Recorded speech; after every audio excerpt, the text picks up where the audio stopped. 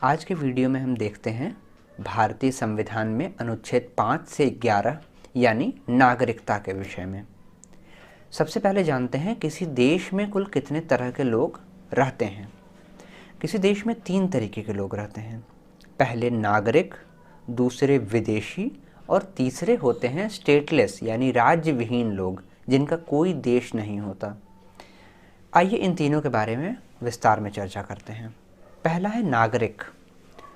नागरिक किसी भी राज्य का, यहाँ राज्य से मतलब आप देश से समझिए, नागरिक किसी भी देश का एक संघटक तत्व होता है, यानी वो एक मूलभूत इकाई होती है किसी देश की। नागरिक वह व्यक्ति होता है जिसको उस देश में सर्वाधिक संभव अधिकार प्राप्त हों, यानी कि जैसे मूल अधिकार हमारे आर्टिकल 12 से 35 तक हैं, तो इसमें आर्टिकल 15, 16, 19, 29 और 30 केवल देशवासियों को यानी नागरिकों को मिले हैं, सिटीजन्स को मिले हैं। ये कोई विदेशी अगर भारत आके रहता है तो उनको ये अधिकार नहीं मिले हुए हैं। तो नागरिकता को ऐसे परिभाषित किया जा सकता है कि सर्वाधिक संभव अधिकार प्राप्त होने का अधिकार नागरिकता कहलाता है, यानी किसी देश में नागरिक को सबसे ज़्यादा पॉसिबल अधिकार मिले रहते हैं। दूसरे आते हैं विदेशी। विदेशी को हम लोग एलियन या फॉरेनर कहते हैं। विदेशी 3 तरीके के होते हैं: वैध विदेशी, अवैध विदेशी और शरणार्थी। वैध विदेशी या लीगल फॉरेनर्स वे होते हैं जो किसी वैध वीज़ा या पासपोर्ट के साथ भारत में रह रहे होते हैं या किसी वर्क परमिट को लेकर लंबे समय तक के लिए भारत में रह रहे होते हैं, यानी उनका भारत में रहना पूरी तरह से वैध होता है। दूसरे नंबर पे आते हैं अवैध। अवैध विदेशी वे होते हैं जिनका या तो वीज़ा या पासपोर्ट एक्सपायर कर गया हो तब भी वो भारत में रह रहे हों, यानी भारत में रहने की जितनी सीमा उनको निर्धारित की गई है उससे ज़्यादा दिन तक भारत में रह रहे हों। और वैसे लोग भी अवैध विदेशी होते हैं जो कि अवैध अप्रवास के लिए भारत आए हों। अवैध अप्रवासी यानी इलीगल माइग्रेंट्स का मतलब होता है कि ऐसे लोग जो कि बिना वीज़ा या पासपोर्ट या सरकार की अनुमति के भारत में दाखिल हो गए हैं और उनके दाखिल होने की इच्छा केवल घूम के जाने की ही नहीं है बल्कि यहाँ बस जाने की, अपना डोमिसाइल निवास ले लेने की है। तो वैसे लोग अवैध अप्रवासी कहलाते हैं, इलीगल माइग्रेंट्स। ये भी अवैध विदेशियों के श्रेणी में आते हैं। तीसरे होते हैं शरणार्थी। शरणार्थी ऐसे लोग होते हैं जो सामान्यतया किसी युद्ध वगैरह या उत्पीड़न आदि के कारण भाग के दूसरे देश चले आएँ और ऑफिशियली वो उदाहरण के लिए मैं भारत का नाम ले रहा हूँ, ऑफिशियली वो भारत की सरकार से शरण की प्रार्थना करें, यानी वो असाइलम सीकर हों। और फिर भारत सरकार जब उन्हें शरण दे देती है, यानी ये विश्वास दिलाती है कि जब तक स्थितियाँ सुधर नहीं जाती हैं वो भारत में रहें, तो वो रिफ्यूजी यानी शरणार्थी बन जाते हैं। तीसरे नंबर पे आते हैं राज्य विहीन लोग यानी स्टेटलेस लोग। यह किसी भी व्यक्ति की सर्वाधिक खराब स्थिति हो सकती है। इसमें किसी भी देश की नागरिकता नहीं रहती उस व्यक्ति के पास। कोई आदमी राज्य विहीन कैसे हो सकता है, तो ये समझने के लिए हम 2-3 एग्जाम्पल लेते हैं। जैसे 1935 में जर्मनी में एक कानून बना था जिसके आधार पर कईयों यहूदियों को देश से नागरिकता से वंचित कर दिया गया था। यानी यदि कोई जर्मनी में रहने वाला यहूदी नागरिक है तो उसकी नागरिकता छीन ली गई। तो अब वो क्या करे, क्योंकि उसके पास तो केवल जर्मनी की नागरिकता थी, तो वह राज्यविहीन यानी स्टेटलेस हो गया। ऐसे ही 1948 में श्रीलंका आज़ाद हुआ तो सिलोन सिटीजनशिप एक्ट के तहत लगभग 7 लाख भारतीय जो कि तमिल भारतीय मूल के लोग थे, उनकी नागरिकता छीन ली गई, वो राज्यविहीन हो गए थे। 1982 में बर्मा सिटीजनशिप एक्ट के तहत ये रोहिंग्या हिंदू और मुसलमान दोनों की नागरिकता छीन ली गई, तो रोहिंग्या समस्या वहाँ से पैदा होती है। इस तरह कई कारण हो सकते हैं जिससे नागरिकता छीन ली जाए और आदमी राज्यविहीन हो जाए। अब हम लोग देखते हैं कि नागरिकता संबंधी संविधान में क्या प्रावधान किए गए हैं, यानी अनुच्छेद 5 से 11 तक की बात करते हैं। एक बात ध्यान दीजिए कि संविधान निर्माताओं ने संविधान निर्माण के समय केवल 26 जनवरी 1950 यानी कि जब संविधान लागू हुआ तब तक भारत में जितने लोग थे उनकी नागरिकता की बात की है।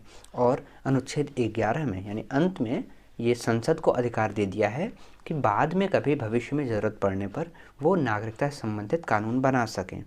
तो इसी तरह नागरिकता अधिनियम 1955 बना था, उसकी बातें हम आगे करेंगे। पहले देखते हैं कि संविधान में शुरुआत में आर्टिकल 5, 6, 7, 8, 9, 10 और 11 में क्या लिखा है। आर्टिकल 5 में लिखा है कि संविधान जब लागू हो रहा है उस डेट के 5 साल पहले से अगर कोई भारत में निवास के उद्देश्य से रह रहा है तो वो भारत का नागरिक हो जाएगा। दूसरा, आर्टिकल 6 में कहा गया है कि पाकिस्तान से जो लोग भारत आए हैं, उस टाइम बांग्लादेश भी पाकिस्तान ही था। बांग्लादेश को ईस्ट पाकिस्तान यानी पूर्वी पाकिस्तान और अभी के पाकिस्तान को पश्चिमी पाकिस्तान कहते थे। तो आर्टिकल 6 में कहा गया है 19 जुलाई 1948 तक पाकिस्तान से जो लोग यानी पूर्वी और पश्चिमी पाकिस्तान से जो लोग भारत में रहने के लिए आ गए हैं उनकी नागरिकता यानी उनको नागरिक मान लिया जाएगा। उसके बाद आर्टिकल 7 में कहा गया है कि ऐसे लोग जो भारत के ही थे वो पाकिस्तान चले गए बसने के लिए, लेकिन फिर उनका मन वहाँ नहीं लगा या जो भी बात है वो फिर वापस भारत में आ गए निवास करने के लिए, तो ऐसे लोगों की नागरिकता। तो इनके लिए भी था कि अगर 19 जुलाई 1948 तक के पहले ये लोग वापस भारत लौट आए हों तो इनको एक रजिस्ट्रेशन इनका होगा, पंजीकरण होगा और इनको भी नागरिकता दे दी जाएगी। अनुच्छेद 8 के अनुसार ऐसा व्यक्ति जो भारत से बाहर रह रहा हो लेकिन उसके माता पिता भारत के हों यानी कि वो वंश के आधार पर भारतीय हो तो भी वो भारत का नागरिक बन सकता है। आर्टिकल 9 की बात करते हैं। आर्टिकल 9 में ये कहा गया है कि किसी भी दूसरे देश की यदि नागरिकता किसी भारतीय नागरिक ने ले ली तो उसी क्षण से उसकी भारत की नागरिकता ख़त्म हो जाएगी। यानी किसी भी भारत के नागरिक को दोहरी नागरिकता का कोई प्रावधान नहीं है, यानी किसी दो देशों की नागरिकता एक साथ नहीं हो सकती जिनमें एक देश भारत हो। आर्टिकल 10 में ये एक तरीके से गारंटी दी गई लोगों को कि उनको जो आर्टिकल 5, 6, 7 के तहत नागरिकता दी जा रही है वो छीनी नहीं जाएगी। आर्टिकल 11 में संसद को अधिकार दे दिया गया है कि भविष्य में आवश्यकता पड़ने पर वह नागरिकता के यानी संसद किसी भी आदमी के नागरिकता के अर्जन उसके समापन संबंधी कानून बना सकती है। अभी तक हम लोगों ने बात की कि आर्टिकल 5 से 11 तक में क्या है, यानी कि संविधान लागू होने तक के नागरिकता के मैटर में संविधान क्या कहता है। अब बात करते हैं कि संविधान के लागू होने के बाद के लोगों की नागरिकता के लिए क्या क्या नियम बने, यानी संसद ने संविधान लागू होने के बाद क्या नियम बनाए नागरिकता से संबंधित। तो नागरिकता अधिनियम आया था 1955 में। इसमें कुल 19 सेक्शन थे जिनमें 5 सेक्शंस हैं जिनके तहत नागरिकता दी जाती है, 3 सेक्शंस हैं जिनके तहत नागरिकता छीनी जाती है। सेक्शन 3, 4, 5, 6 और 7 के तहत किसी को नागरिकता दी जाती है। इनकी बात करते हैं। सेक्शन 3 में यूस सोलाई का कॉन्सेप्ट है, यानी कि भारत की भूमि पर अगर किसी भी बच्चे का जन्म हो गया तो उसको भारत की नागरिकता लेने का हक है। अगर उसके माता पिता चाहें तो उस बच्चे को भारत का नागरिक बना सकते हैं। अच्छा, ध्यान दीजिएगा, यहाँ पर मैं नागरिकता अधिनियम 1955 की ही बात करूँगा। इसमें बाद में संशोधन हुए हैं, जैसे कि 1985, 1986, 92, 2003, इसके बाद भी संशोधन काफ़ी हुए हैं। तो मैं उन संशोधनों की बाद में चर्चा करूँगा। अभी मैं वो पॉइंट्स बता रहा हूँ जो कि नागरिकता अधिनियम 1955 में थे। सेक्शन 3 में यूस सोलाई का कॉन्सेप्ट है, जिसके आधार पर भारत में जन्मा कोई भी बच्चा, चाहे वो भारतीय माता पिता का हो या किसी विदेशी माता पिता का हो, वो अगर उसका जन्म भारत में हुआ है तो वो भारत की नागरिकता लेने योग्य है। यानी कि अगर उसके माता पिता चाहें तो उसको भारत का नागरिक बना सकते हैं। ऐसा ही कानून अमेरिका में भी है। इसीलिए आप लोगों ने देखा होगा, खबरें आती रहती हैं कि मैक्सिको और अमेरिका जो बॉर्डर है उससे लोग कभी भी अगर कोई गर्भवती महिला है तो वो लोग चाहते हैं कि उसको किसी तरह से अमेरिका पहुंचा दिया जाए ताकि अमेरिका में बच्चा पैदा हो जाए और उसकी नागरिकता अमेरिकी हो जाए। और एक बार अमेरिकी नागरिकता बच्चे की हो गई तो वो चूँकि अमेरिकी नागरिक का बच्चा हो गया तो उसके संरक्षण के लिए भले गैर अमेरिकी माता पिता हैं लेकिन उनका भी उस छोटे अमेरिकी नागरिक के साथ रहना आवश्यक हो जाता है। तो इस तरह से वो लोग को भी अमेरिका में रहने की अनुमति मिल जाती है। भारत में भी ऐसा ही कानून 1955 से था, उसमें बाद में संशोधन किया गया, मैं बाद में बताऊंगा। अब सेक्शन 4 पे आते हैं, जिसके तहत जुस सैंग्विनिस का कॉन्सेप्ट है। जुस सैंग्विनिस यानी वंश के आधार पर नागरिकता। 1955 के अधिनियम में साफ लिखा गया था कि यदि पिता भारत का नागरिक है तो बेटे का जन्म चाहे कहीं भी दुनिया में हुआ हो, उस बेटे को भारत की नागरिकता प्राप्त करने का अधिकार है।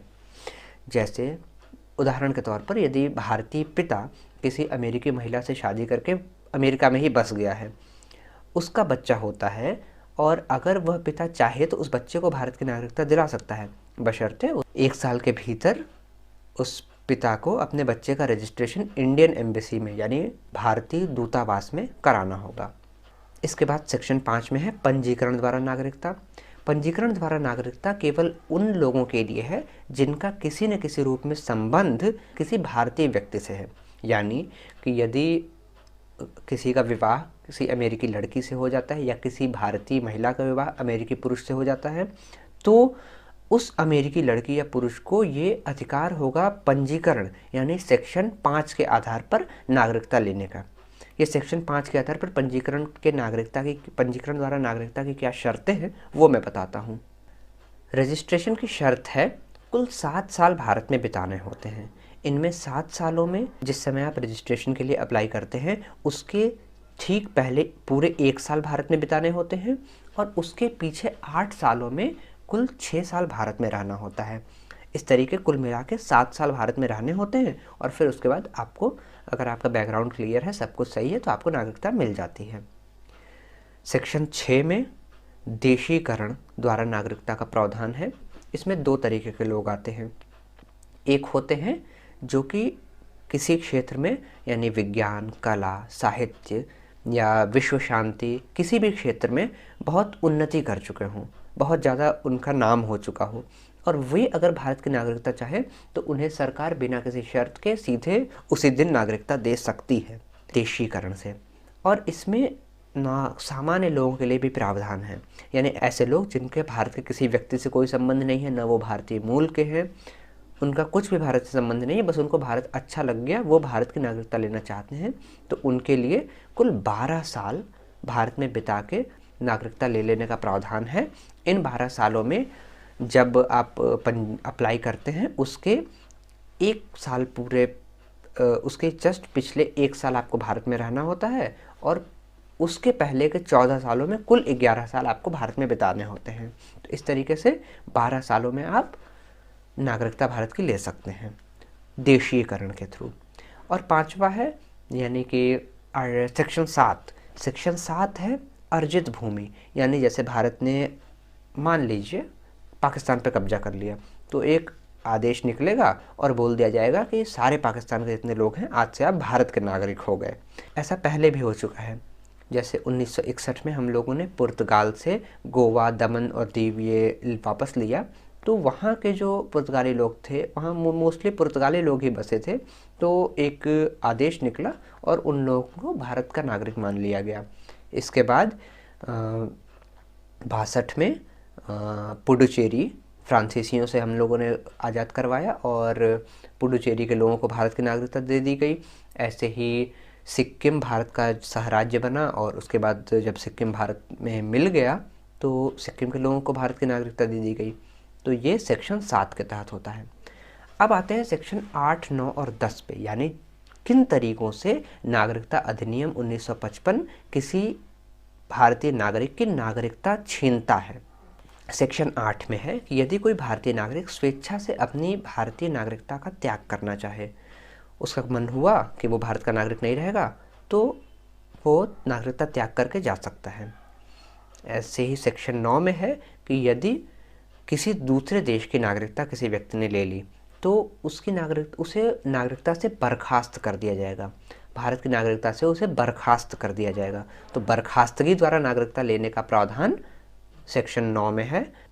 और सेक्शन 10 में है डिप्राइवेशन, यानी कि नागरिकता से वंचित कर दिया जाना, जैसे किसी देश विरोधी गतिविधि में संलिप्तता पाए जाने पर, या और भी कई कारण हैं, इनके आधार पर आपको भारत की नागरिकता से वंचित किया जा सकता है। ये तो बात हुई नागरिकता अधिनियम 1955 की। अगली वीडियो में हम लोग बात करेंगे कि इनमें किन किन परिस्थितियों में क्या क्या संशोधन किए गए, यानी 85 का, 86 का, 92 का, और भी आगे संशोधन, किसकी सरकार थी, किस स्थिति में उस वक्त देश था, और किन किन कारणों से क्या क्या संशोधन हुए, इन्हीं में हम लोग बात करेंगे। जैसे आप लोगों ने देखा होगा पिछले साल CAA के प्रोटेस्ट में, CAA 2019 के विरोध में दंगे वगैरह हुए। आखिर क्या प्रॉब्लम थी नॉर्थ ईस्ट की, और कहाँ से ये प्रॉब्लम जन्म ली, क्यों, कैसे इतनी ज़्यादा विकट समस्या हो गई, इन चीज़ों को हम लोग अगली वीडियो में देखेंगे। आपका बहुत बहुत आभार, धन्यवाद।